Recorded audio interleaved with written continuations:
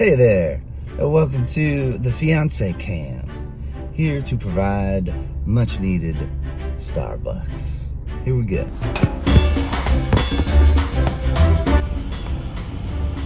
We are so close to putting in our order.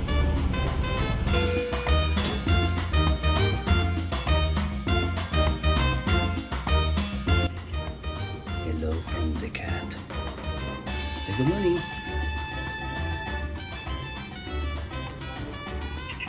Yes. Good morning. It's time for coffee. Hey guys, welcome to a new vlog. I haven't done a vlog in a really long time, but I wanted to go through today because I am doing the Get Your Teach On virtual conference, and I've heard a lot of great things about this conference, and so as soon as I saw that they were doing a virtual option, I definitely wanted to try it out, especially with kind of like a lower price point and not having to travel. So I thought this would be a really great way to try it out because I really wanted to know, is it still worth it as a music teacher to go to this conference, because it's not specifically, you know, for our subject area. And as music teachers, I know that we don't need to go to another professional development that doesn't always pertain to us. We go to plenty of those all the time. So I wanted to test it out for you guys and see what it's all about.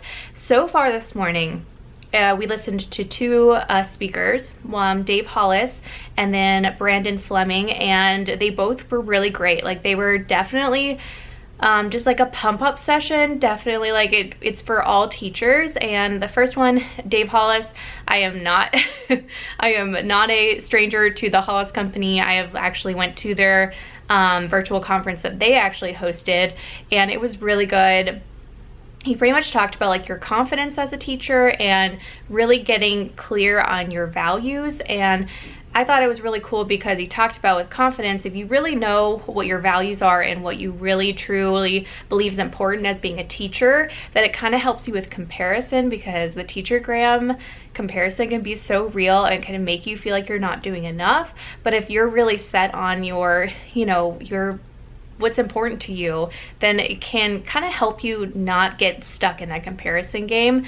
And then Brandon just blew me away with his story. Like, I just was so enthralled. I just stopped even taking notes because I was just enthralled in his story and listening to it. And what's so cool about his is it was about failing forward and just, you know, how many times. And he's just like, you think that like I learned my lesson and here was my next thing and I'm just gonna like have success.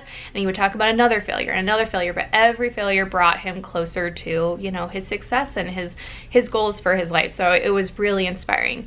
So far so good. I am actually now gonna work out on our hour break here.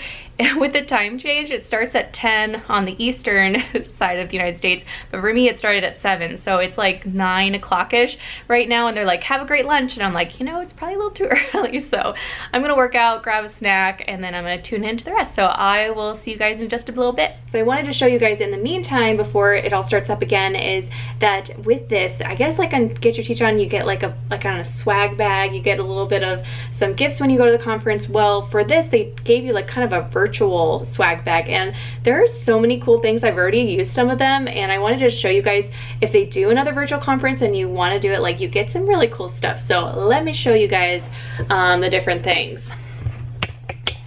Okay, so first of all, you get really cute backgrounds. Like, how cute is that? And then I already put one on my, I know, you guys, I'm a bit extra with the second desktop here, but that one's so cute too. So you get some desktop wallpapers, some iPhone wallpapers. Oh goodness, I'm gonna know if I can find it again. Like digital backgrounds for your phone. You get like postcards you could send out to your kids that have like positive affirmations. And the coolest thing is you get a virtual planner. So let me show you that. I'm having really fun with it. My iPad is a little ancient. It's not horrible, but it's getting there. So it's not as responsive, but it's still fun to play on. So let me show that to you guys. Here it is. I've already messed around with it just a little bit. So really cool. Let me go down here. It's got all kinds of things, like, you know, on the sides, notes, reflections, stickers, quotes. Over here, plan, you know, different kinds of habits. And then it also has like your day-to-day, month-to-month, you know, typical stuff. So I thought that was really cool. I already started on June. Oh wait, that's not June. It's weird looking through the lens trying to do it. So I already kind of put in my little calendar. You can make, you know, your day-to-day or your week-to-week kind of planner. This is, I think, and I'm not like, hopefully they explain this more. I'm not super familiar. I think this is kind of their Hope and what's his face? Oh my goodness, can't remember the names. Of course, I can't remember the husband's name. But they're kind of how you plan out, you know, a lesson, and then you have a goals, and you can do like habits and things like that. So that's just so stinking cool. I did not know that they were going to give you a whole planner. So also I noticed that they have like a thing for the stickers up here. So I'm really excited about those stickers. I love stickers. So I think I'm going to add those in and just have fun with it. So really cool, like how much they give you. Like I was not expecting that much virtual swag.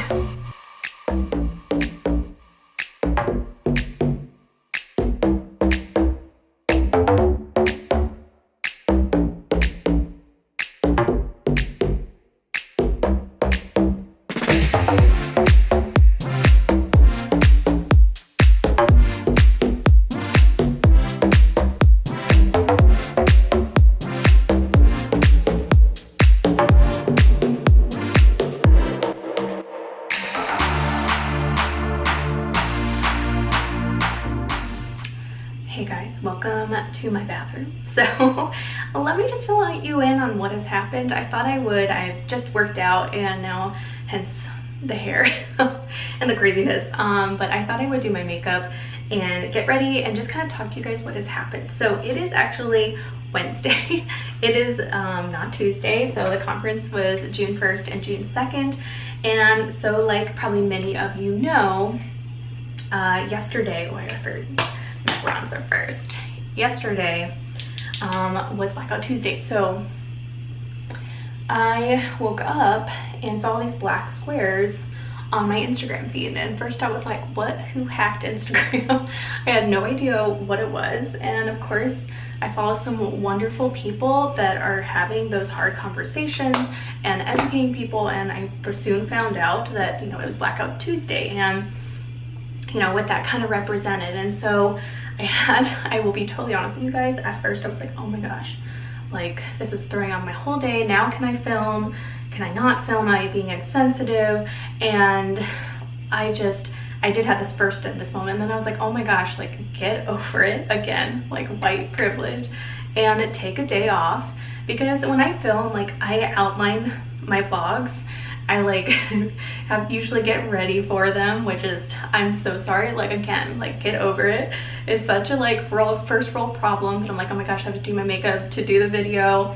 But you know, like there is some work that goes into it, and I had to check myself again and be like, no, you need to take the day off. So I actually took the day off to kind of just, you know, focus and educate myself. I signed a petition. I started reading a book called White, I don't even know if it's like White Fragility, and it's kind of pretty much about, like, it is written by a white woman, and she has studied, you know, white privilege, and kind of just learning about that, because I think that's the missing piece for me, is when I'm learning in all of this, is like, I always thought it was enough to like control myself and not be racist, you know, and that's not enough.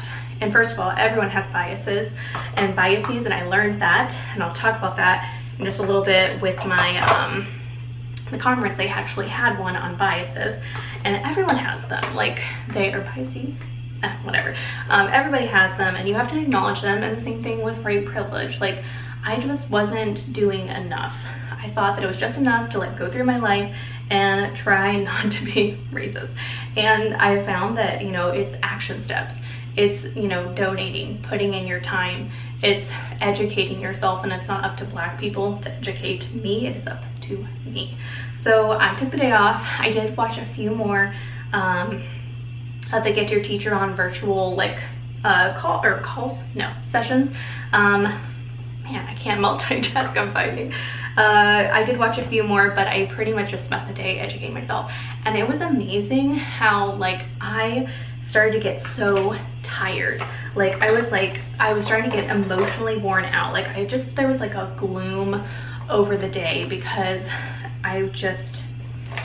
it's so interesting. Like, you're like, do you think that is tiring? Try being the person that is going through all of this, you know? And my heart was just so heavy for it. And so that is what I did yesterday instead of the conference and vlogging. And now I'm catching up with you on Wednesday. And so I know that that is like not the end, you know. I need to continue on and do my best to continue to learn, to continue to act, and, you know, be a better ally.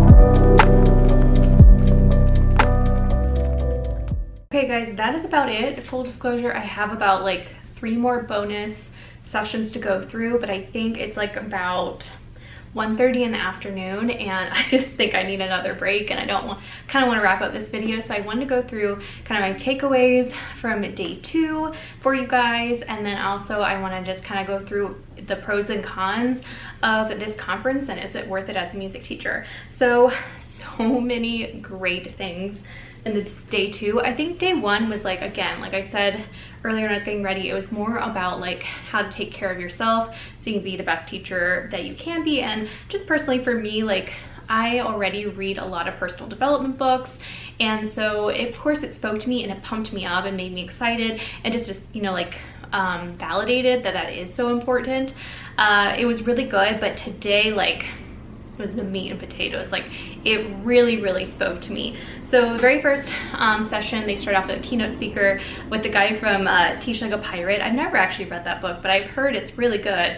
But he just talked about a lot of like how to make it more engaging, and he talked about creativity and like how, you know, we put creativity on this like shiny pedestal, and you have to be like an artiste, you know, to be creative. And we know as music, especially as music teachers, like everyone has a voice, everyone has something to share, and like a special creative way that they can, you know, be unique, and everyone can be creative. And so he just really broke that down, how to make things more engaging.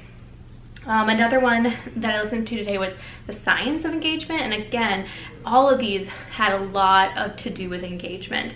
And it was really cool about him is he, like, I guess he's on Ellen, which I've never seen because he's kind of a science dude that it would make sense. I'm not really like into that arena, but I guess he's been on Ellen and stuff. So he did his lesson like from how you would do distance learning. So he did like a 10-minute science lesson, and he just like performed it like he would for the kids. And it was really cool because then after that he like broke down every single little thing he did. So it was really cool to have that example, because who knows what's going to happen next, you know, school year. And so I really loved seeing that and all the different little things that he did to make it more engaging for the kids with, you know, a virtual lesson. So another one was about long-term, and she had like a little handout that we did, which I found really helpful.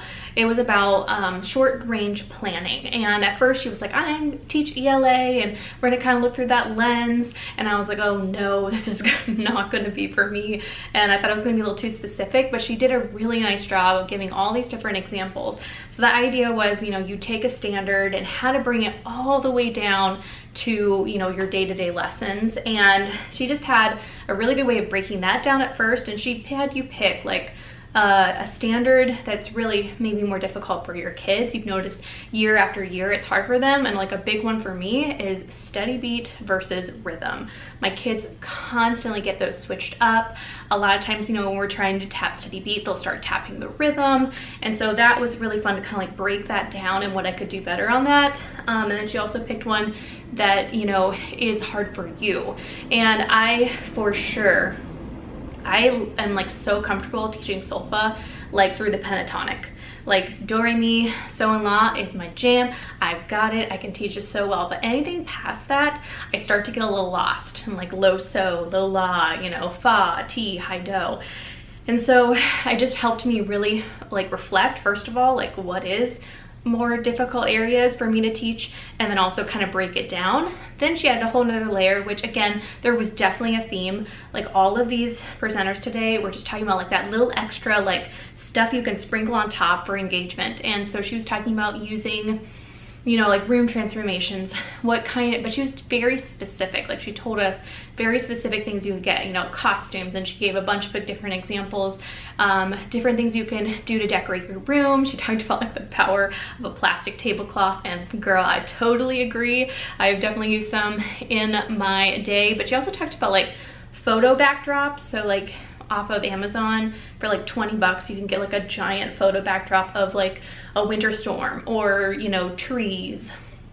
So anything that kind of goes with your lesson or your unit. So for me, like I love the idea of doing these room transformations. They make me so excited. I would love to come to school dressed up as like a composer or something like that and decorate the room in the time period, especially like time periods for music. I think that'd be sweet to do room transformations.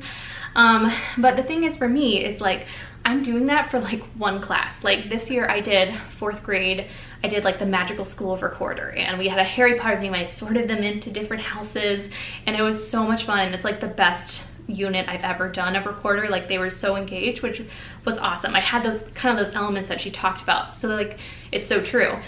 But my kids would come in, I even like, I made these Quidditch hoops out of like PVC pipe and hula hoops, and the kids would see the stuff out there. They see the house points that I had, and other grade levels would be like, what's that? And I'd be like, oh, it's something I'm doing for 4th grade. We're not doing it here. You know, when you're in 4th grade, look forward to it. And right away they would like disengage a little bit with what they were doing because they were so excited about it. So I think for like transformations, it made me think about, when I do transformations, I need to have a lesson for every single grade level when I do that. So like pick transformations that are gonna be broad enough. So like in the winter, I have so many like winter songs and winter movement activities. And so why not, you know, transform my room into a winter wonderland and then have a mini lesson with every single class. And so that or every single grade level. And I think then everyone wins because it's less work on my part, because I'm not constantly I don't think I do transformations very much or add those little extra things because it's just so much work. How exhausting, right? If you have to do 7 different transformations, you have 7 different grade levels. Like that's impossible. That's like so much work. But can I do one transformation and make it work for all my grade levels? I definitely do that. So that was really cool because I've always wanted to do more of those transformation things, but I just always, you know, got a little stuck because I didn't want to just do it for one grade level, or, you know, it was so exhausting just to do it for that one grade level that I don't do it for the others. So that was really cool. So let's go through kind of the pros and cons of this conference with the lens of it being for a music teacher. So I wrote down a lot of pros. I have a lot of great things to say. You can take it at your own pace. Especially there's also pros for it being a virtual conference, was you can take it at your own pace. You can skip through content that maybe doesn't totally relate to you. Like I said, there was 2 sessions that I just kind of skipped over after listening for the first 10 minutes because it just wasn't quite going to resonate with me. It pumped me up. It made me excited for next year, even though it's so daunting, but it just made me more excited, you know, to bring more engaging things to my classroom, and also just for me too, it just set me on fire. It was awesome. A great focus on wellness as a teacher. So like I said, that first day, I really focused on getting yourself in check so that you can be great for your students, which I think is so important. A variety and a broad enough topics that it can speak to any teacher. So majority of them really can transfer to all teachers, which is really cool. The digital freebies, I got a digital planner, what? All these, you know, backgrounds, wallpapers, that was really a cool thing. And super professional. I even noticed, they must have sent these purple lights, these purple backdrop lights to the presenters, because all of them had this really nice changing bluish purple background that would change while they were speaking, which was just awesome. Okay, so let's go to the cons. Cons, I skipped a session or two that didn't totally resonate with me. There was never an address, like they did address like science teachers or history teachers, but like there was never ever, like they said, oh, if you're a music teacher, or oh, if you're a PE teacher, here's what you could do. I think that'd be sweet. It's not like you have to like, you don't have to like, you know, keep us in every single little thing, but I think it would have been cool to just hear like, you know, if you're this, you could do this, like just a little tiny example. In-person conference might have a little more. I've been watching Get Your Teach On vlogs just to like get an idea for what the conference is about and just do a little research for you guys, and it does seem like some of them do have like a lot more of a scope and sequence of like, if you teach ELA, here's your, you know, session. A lot of STEM and STEAM sessions and things like that that just wouldn't quite pertain to us. So I do think like while the virtual one, absolutely loved it. And you, again, like you can kind of skip around it if somebody doesn't resonate with you. I'm not sure at the in-person if there might be more that you doesn't really resonate with you. Could have been a little shorter. I mean, it's an amazing value. Like I spent $100 and I got, oh my goodness, I'm gonna have to count. I'm gonna put the number here really what it was, but I think I listened to 15 sessions and they all were about like 40 minutes. So I think it could have been just a little shorter on the sessions, like maybe like a half an hour. By like half an hour in, I felt like I got the gist and I was just like I was just like, okay, give me something new. I don't know. And I guess that's just kind of more personal preference. So do I think the conference is worth it? Yes. The virtual one especially is an absolute great value. I am so pumped up. I got so many different ideas and I really liked it. As in person, I think just make sure if you're really going through all the sessions and really know what you're paying for. I'm not exactly for sure how their in-person ones compare to the virtual, but for sure the virtual one is so worth it. If they ever do put it out again, I think the virtual one is extremely valuable, and especially for a music teacher. For the other one, in person, I can't quite say, but I would just say check into it and see kind of what sessions they're offering. Okay. So much talking. I hope you guys enjoyed this video. I'm gonna go ahead and wrap it up here. I had a great experience. Thank you guys for watching, and thank you to, you know, Wade, that's his name, Wade and Hope King. Their conference really helped me extremely, and I just get really excited for next school year. All right guys, I'll catch you later. Subscribe, all those things, and